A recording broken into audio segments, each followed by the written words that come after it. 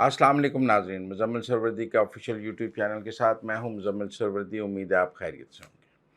नाज़रीन, आजकल आपको पता है टीएलपी के ख़िलाफ़ क्रैकडाउन जारी है। एक तरफ हम टीएलपी ने चूँकि 2024-2018 का इलेक्शन लड़ा था, तो जितने लोगों को उन्होंने टिकट दिए थे वो टिकट होल्डर्स की प्रेस कॉन्फ्रेंसें तो आप देख रहे हैं कि हमने टीएलपी को छोड़ दिया है और अब हमारा टीएलपी से कोई ताल्लुक़ नहीं है, हमने सियासत छोड़ दिया है।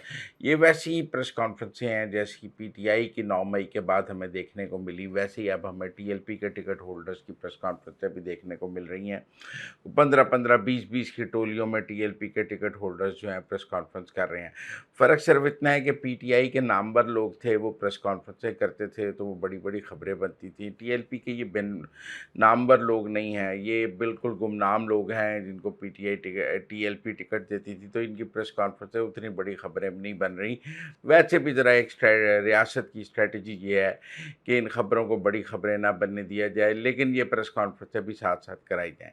लेकिन मेरा आज का मौजू ये प्रेस कॉन्फ्रेंसें नहीं है, क्योंकि ये भी रूटीन का मामला है और टीएलपी पे क्रैकडाउन भी आज का मौजू नहीं हो सकता। ये भी पुराना मामला है। आप कहेंगे मुज़म्मिल सरवरदी पुरानी खबरें ले आता है। नई बात जो सामने आई है वो है टीएलपी के फाइनेंसर्स।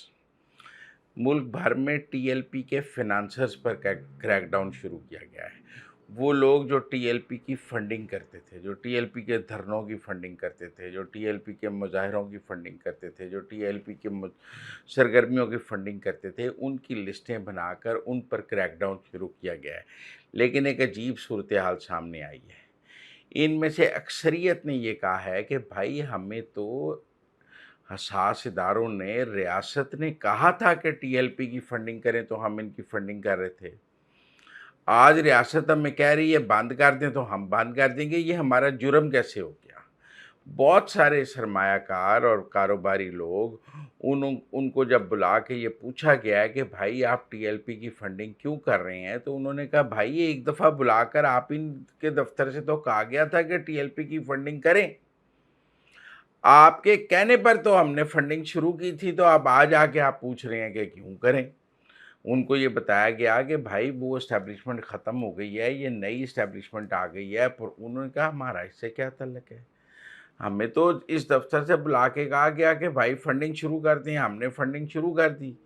उसके बाद आज आपने कहा फंडिंग ख़त्म कर दें, तो हम फंडिंग ख़त्म कर देंगे। हम तो उस पुराने हुक्म के तहत ही आपके यहाँ फंडिंग कर रहे थे। नया हुक्म आपने दे दिया कि फंडिंग बंद कर दें, तो बंद कर देते हैं। पुराना हुक्म भी आपका था, नया हुक्म भी हमारा है, तो अब इस बुनियाद पर हमारे ऊपर केस या क्रैकडाउन तो ना शुरू कर दें। तो ये अजीब सूरत हाल जो है वो सामने आ गई है। ये दुरुस्त है कि टीएलपी बनाई जनरल फैज़ ने थी और उस वक़्त की एस्टेब्लिशमेंट इसमें शामिल थी। अब ये बात भी सामने आई है कि उस दौर में आईएसआई के दफ़ातर को इस्तेमाल किया गया टीएलपी की फंडिंग रेज़ करने के लिए। मुल्क भर में कारोबारी लोगों को जिनके मज़हबी रुझानात थे उनको फ़ोन करके दफ़्तरों से कहा, आईएसआई के दफ़्तरों से कहा गया कि टीएलपी के फंडिंग करें, और वहाँ से टीएलपी की फंडिंग का एक नेटवर्क बन गया और वो नेटवर्क अब तक चल रहा था। अब जब उस नेटवर्क को ख़त्म करने की कोशिश की गई तो सामने फिर यही बात आई कि भाई आपके कहने पे शुरू किया था, आपके कहने पे ख़त्म कर देते हैं। तो ये एक दिलचस्प सूरत हाल जो है वो सामने आई है और इसमें मुल्क के बड़े-बड़े कारोबारी लोग, सरमायाकार शामिल हैं जो अच्छी खासी फंडिंग करते थे, जिनके पैसे थे, काफ़ी काम टीएलपी का चलता था। 2024 का इलेक्शन भी टीएलपी ने इसी पैसे से लड़ा। अब एस्टेब्लिशमेंट को ये समझ आ रही है कि जो टीएलपी ने वोट काटा है मुस्लिम लीग नून का और जो डिवीजन पैदा की है, वो पैसा भी तो टीएलपी को उस वक़्त यही सरमायाकार कर रहे थे जिनको एक दौर में एस्टेब्लिशमेंट ने कहा हुआ था और वो 2024 के इलेक्शन में भी उनको अवेलेबल था।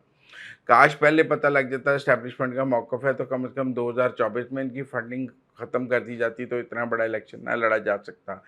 बहरहाल सूरत हाल दिलचस्प है कि जिस भी सरमायाकार को बुलाया जा रहा है, अब कुछ अगर अपने तौर पे भी कर रहे थे तो एक भेड़-चाल तो चल गई है, सबको पता लग गया कि कहना यही है कि सर वो पिछला अफसर कह गया सी, ਉਹਦੇ ਕਹਿਣ ਤੇ कर रहे हैं, हमारा क्या कसूर है। एक एक्सक्यूज़ पैदा हो गया है, कुछ को कहा होगा एएसआई ने, कुछ अगर अपने तौर पे भी कर रहे हैं तो अब एक्सक्यूज़ यही मिल रहा है कि भाई वो पिछले अफ़सर ने कहा था तो हम उसकी वजह से कर रहे थे, अब आप कहते हैं बंद कर दें तो हम बंद कर देते हैं, इसमें ऐसी कौन-सी बात है? तो ये एक दिलचस्प सूरत-ए-हाल जो है वो सामने आई है। वैसे तो लोग बड़े नामवर सरमायादारों का भी नाम ले रहे हैं कि उनको भी इस सिलसिले में बात की गई है, लेकिन छोटे सरमायाकारों को भी पूछा जा रहा है, वो भी टीएलपी की फंडिंग करते थे। टीएलपी की फंडिंग किसी बड़ी सियासी जमात से ज़्यादा फंडिंग थी। उनको किसी बड़ी सियासी जमात से ज़्यादा मुनज़्ज़म फंडिंग मिल रही थी, ज़्यादा महाना चंदा मिल रहा था, इतना बड़ी सियासी जमातों को नहीं मिलता। मैं अगर मुआवज़ना करूँ तो पीटीआई की फंडिंग से ज़्यादा बेहतर फंडिंग नेटवर्क टीएलपी का मौजूद था पाकिस्तान के अंदर।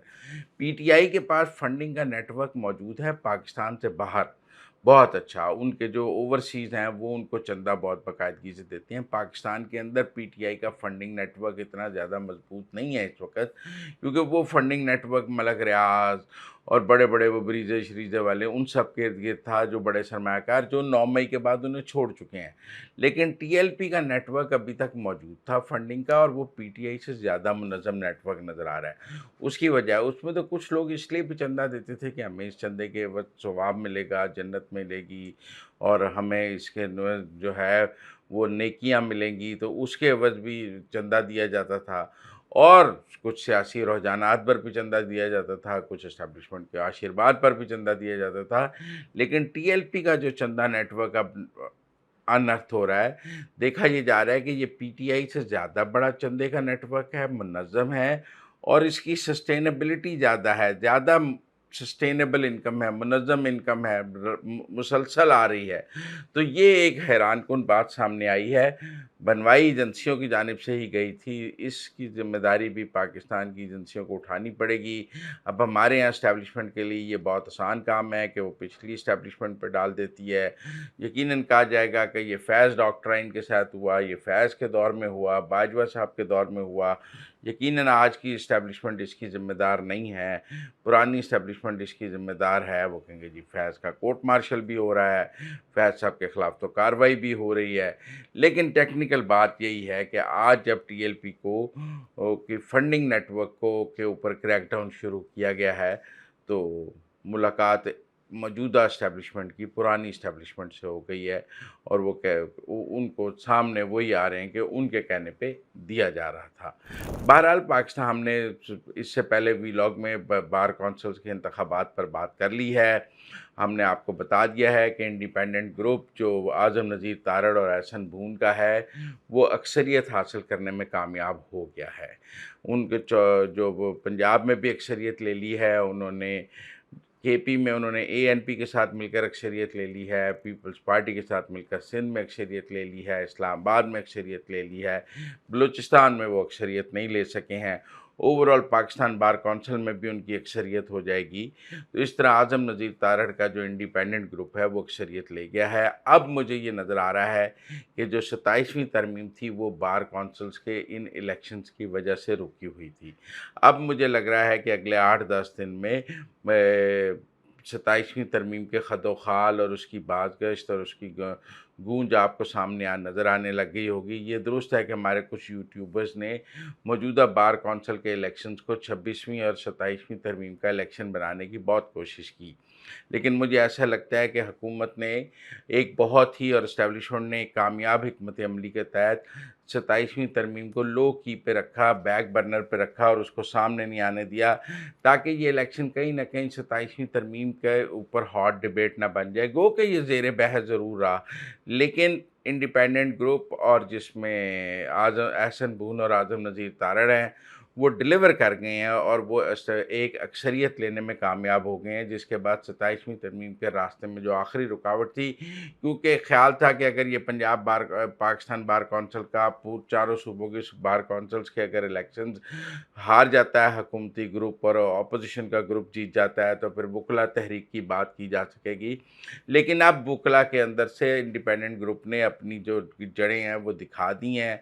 बहुत सारे लोगों का ये ख्याल था कि जी इंडिपेंडेंट ग्रुप का का तो सफाया हो गया है, ये तो अब प्रो एस्टेब्लिशमेंट हो गया है। लोग हमें बता रहे थे कि 2020 में इंडिपेंडेंट ग्रुप इसलिए जीता था कि उस वक़्त वो एंटी एस्टेब्लिशमेंट था, और आज 2025 में इंडिपेंडेंट ग्रुप प्रो एस्टेब्लिशमेंट है, लिहाज़ा वोट नहीं मिलने। 2020 में जो प्रोफेशनल ग्रुप था हामिद खान, वो प्रो एस्टेब्लिशमेंट गिना जा रहा था क्योंकि वो इमरान खान के साथ खड़े थे और इमरान खान उस वक़्त प्रो एस्टेब्लिशमेंट था। तो आज ये एंटी एस्टेब्लिशमेंट है, तो आज सारा anti establishment vote Hamid Khan के प्रोफेशनल और आईएलएफ को पड़ जाएगा। लेकिन टेक्निकली इंडिपेंडेंट ग्रुप जो है वो अपनी अक्सरियत बचा गया है, वो अक्सरियत जीत गया है। इंडिपेंडेंट ग्रुप के मुताबिक उनके नताइज 2020 जैसे रहे हैं। अगर उन्होंने 2020 जैसे नताइज हासिल कर लिए हैं, ये छोटी कामयाबी नहीं है एहसन बून और आज़म तारड़ की। और मुझे लगता है कि अब आपको जैसे अगले चंद दिनों में 27वीं नई तरमीम जो है वो नज़र आनी शुरू हो जाएगी, आइनी कोर्ट बनेगी। वैसे तो एहसन बून ने कहा है कि हमें वोट ही 27वीं तरमीम पर मिला है, 27वीं तरमीम लाने के लिए ये वोट मिला है, और वकला की एक बड़ी तादाद जो है वो 27वीं तरमीम लाना चाहती है, जिसमें अब हाई कोर्ट के जजेस का तबादला, ब्यूरोक्रेसी के इख्तियारात, मजिस्ट्रेसी की बहाली, अदलिया से कुछ इख्तियारात मजिस्ट्रेसी को जाना, बहुत सारी चीज़ें एक लंबी चौड़े, एक तरमीम नहीं है, ये एक पैकेज है 27वीं तरमीम का जो अब सामने आ रहा है, जिसमें अफसरशाही के हवाले से भी बहुत सी तरमीम आपके सामने आएंगी। उनको भी इख्तियारात के हवाले से बहुत सारी हैं, बल्दियाती के इख्तियारात के हवाले से भी तरमीम है, और बहुत सी तरमीम जो है वो सामने आ रही हैं, जिसमें कुछ इस्टेब्लिशमेंट की हैं, कुछ सिविल हुकूमत की कारकर्दगी बेहतर करने के लिए हैं, और कुछ ख़ास मकासद की तरमीम भी आपके सामने आ जाएंगी। तो मुझे ऐसा लगता है कि अब ये बार कौंसिल में चूँकि इंडिपेंडेंट ग्रुप जीत गया है, तो इसके बाद अब 27वीं तरमीम की रुकी सिर्फ सुप्रीम कोर्ट के बार और बार कौंसिल के इंतखाबात में हुई थी, क्योंकि नहीं चाहते थे कि वकला तहरीक जन्म ले। अब जबकि ये इंतखाबात हो गए हैं, तो अब 27वीं तरमीम जो है अब दिनों की मेहमान है, आई तो आई, आई तो आई नज़र आ रही।